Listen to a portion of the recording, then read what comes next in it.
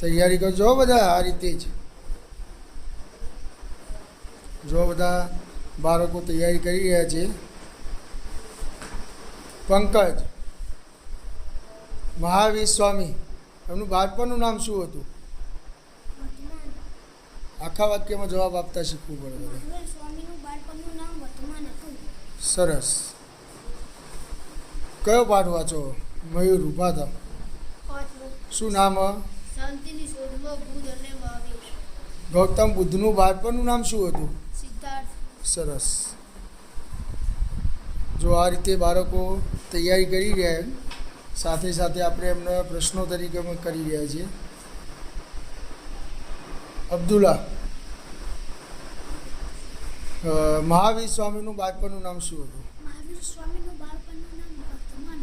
સરસ. આપણા 23માં તીર્થંકર કોણ હતા જૈન ધર્મના? પાર્શ્વનાથ. આ પાર્શ્વનાથ ભગવાનનું મંદિર ક્યાં આવેલું હોય? જોયેલું તમે? કઈ જગ્યાએ આવેલું હોય? ગામ કયું હોય? શંખેશ્વર ગામ. તાલુકો? જિલ્લો? સરસ. આપણને કહો પાટણ જિલ્લો કયા રાજ્યમાં આવેલો? ગુજરાત. ગુજરાત રાજ્ય કયા દેશમાં આવેલું હોય? ભારત. અને હવે છેલ્લો સવાલ, ભારત દેશ કયા ખંડમાં આવેલો? એશિયા. સરસ. આ આપણને યાદ હોવું જોઈએ.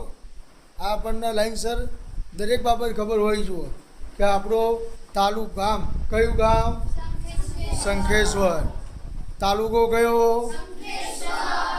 જિલ્લો કયો? પાટણ જિલ્લો કયા રાજ્યમાં આવેલો? ગુજરાત રાજ્યમાં.